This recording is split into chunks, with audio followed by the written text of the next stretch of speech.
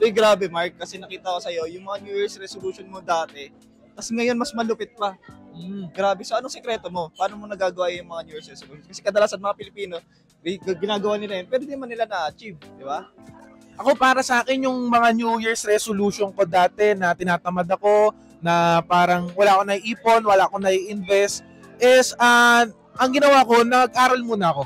Okay, nag-aral muna ako, nag-join ako, nanonood ako sa mga YouTube, nagbabasa ako ng mga books regarding finances para makapag-ipon ako, makapag-save ako, paano ako makakaalis sa utang, okay, nagjo-join ako sa mga event, no? And at the same time, yung mga pinapanood ko, syempre yung mga legitimate and yung mga maayos na mga personal finance coach katulad nila Chinkitan, 'di ba? Dito sa TikTok sila Coach Paulo Castro. Kaya kung ikaw, kung meron kang New Year's resolution ngayon na gusto mo makapag-ipon, okay, gusto mo mag-start mag-invest, ang kailangan mo, mag-invest ka muna sa sarili mo. And by investing that, mag-invest ka sa mga books, pumunta ka sa mga learning event that will give you so much value para makapag-start ka.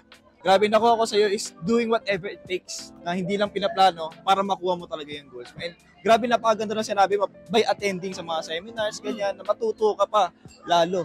So, ayan, sakto, meron kaming event. Ang pangalan ay New Year's Resolution 2024, how to achieve your goals this year. Financial goals ha. And ang makakasama natin dito is yung mga sikat at mga kilalang finance content creators and educators dito sa social media. Kasama natin yan sila Coach Paulo Castro, Leo Ardina, sila Coach Rasuson, and marami pang iba.